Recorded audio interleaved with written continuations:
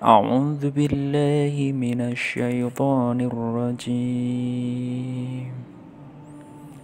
بسم الله الرحمن الرحيم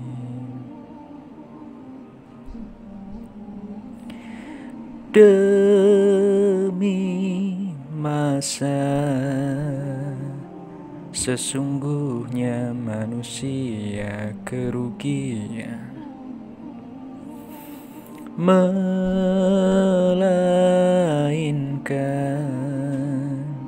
yang beriman dan beramal soleh. Demi masa sesungguhnya manusia kerugian, melainkan nasihat kepada kebenaran dan kesabaran. Ingat 5 perkara sebelum 5 perkara, sehat sebelum sakit, muda sebelum tua, kaya sebelum miskin, lapang sebelum sempit, hidup sebelum mati. Assalamualaikum warahmatullahi wabarakatuh. Innal hamdalillah nahmaduhu wa nasta'inuhu wa nastaghfiruh wa na'udzu billahi min syururi anfusina wa min sayyiati a'malina. May yahdihillahu fala mudilla lahu wa may yudlil fala hadiya lahu. Asyhadu an la ilaha illallah wahdahu la syarika lah wa asyhadu anna Muhammadan abduhu wa rasuluh.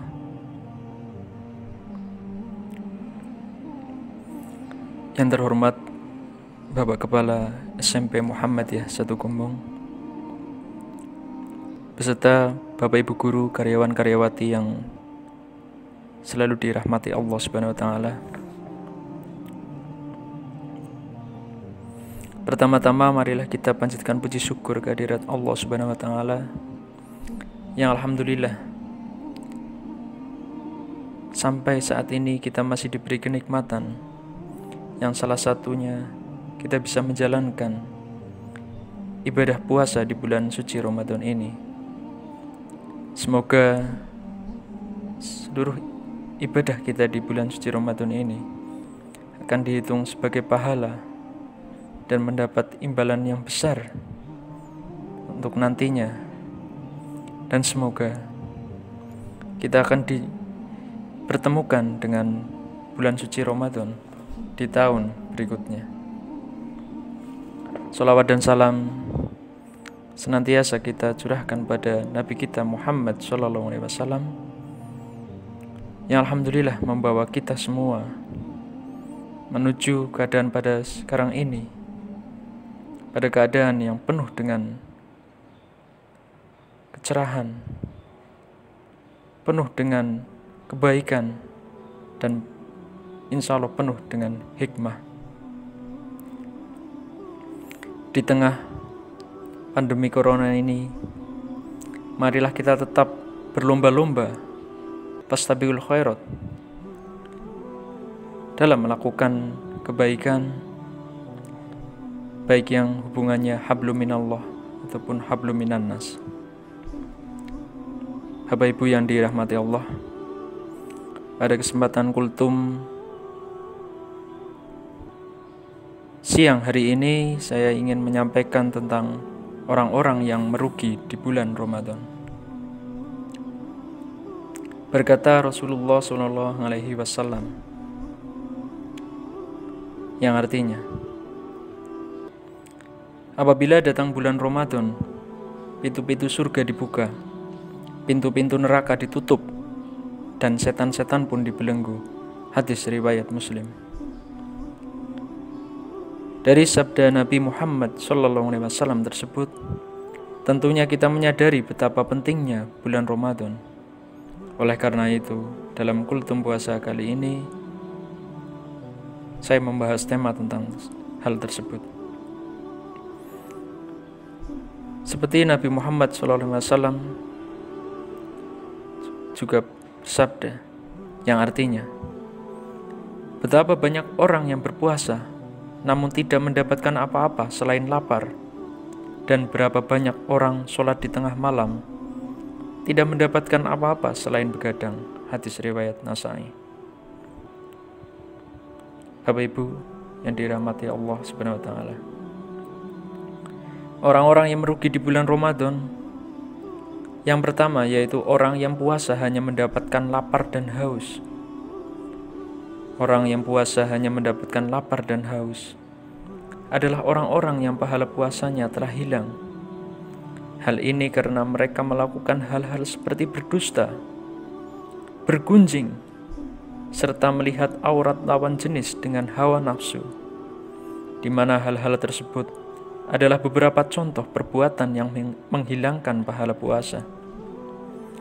Betapa banyak orang yang berpuasa, namun dia tidak mendapatkan dari puasanya tersebut kecuali rasa lapar dan dahaga. Hal tersebut juga tercantum dalam hadis riwayat At-Tabrani.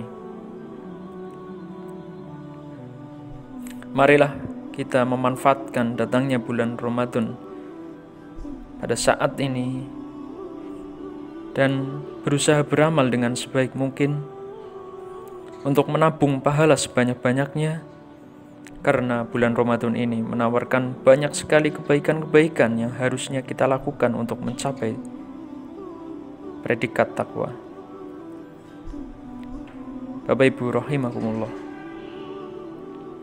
Orang-orang yang merugi di bulan Ramadan yang kedua yaitu orang yang tidak mengikuti tarawih sampai selesai. Sering sekali kita melihat ada orang yang sudah keluar sebelum sholat tarawih selesai, atau pada saat ini yang menunaikan sholat tarawih di rumah atau berjamaah dengan keluarganya. Usahakan untuk bisa mengikutinya sampai dengan selesai. Orang-orang yang tidak mengikuti tarawih sampai selesai menjadi salah satu bahasan kultum puasa kali ini. Biasanya banyak orang yang sudah keluar dari masjid sebelum dimulai sholat witir. Nabi Muhammad SAW bersabda, orang yang sholat tarawih mengikuti imam sampai selesai, ditulis baginya pahala sholat semalam suntuk. Hadis riwayat Tirmizi, Ibnu Majah, dan Ahmad. Jadi ketika kita menjalankan sholat tarawih secara berjamaah, usahakan kita tunaikan dari awal sampai dengan akhir, sampai imam menjalankan sholat witir. Dengan kesimpulan sabda Rasulullah SAW tersebut, tentunya akan sangat merugi bagi siapa saja yang meninggalkan sholat tarawih sebelum selesai. Bapak Ibu rahimakumullah. Orang-orang yang merugi di bulan Ramadan yang ketiga yaitu orang yang jarang membaca Al-Quran dan tentunya mengamalkannya apa yang ada dalam isi Al-Quran tersebut di bulan Ramadan.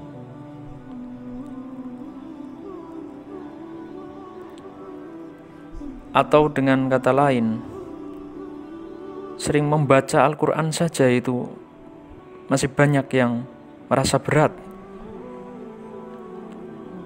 Mungkin bagi yang belum lancar membaca Al-Quran itu wajar, tapi yang sudah lancar sangat merugi baginya jika tidak menyempatkan diri untuk membaca Al-Quran di bulan Ramadan ini.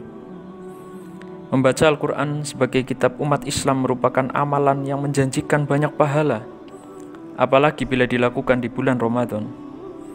Nabi Muhammad SAW bersabda, barang siapa yang membaca satu huruf dari Al-Quran, maka baginya satu kebaikan, dan satu kebaikan itu dilipat gandakan dengan 10 pahala. Aku tidak mengatakan alif lam mim adalah satu huruf. Akan tetapi, alif satu huruf, lam satu huruf, dan mim satu huruf. Hadis riwayat Tirmidzi.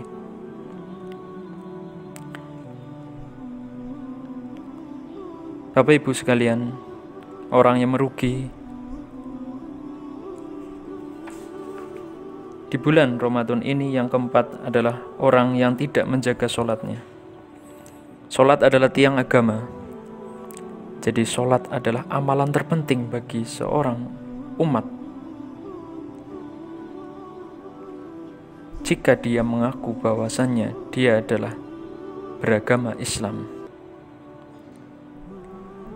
Kalau dia bukan orang Islam, tentu sholat tersebut tidak diwajibkan untuknya. Di sini yang dimaksud adalah sholat fardu.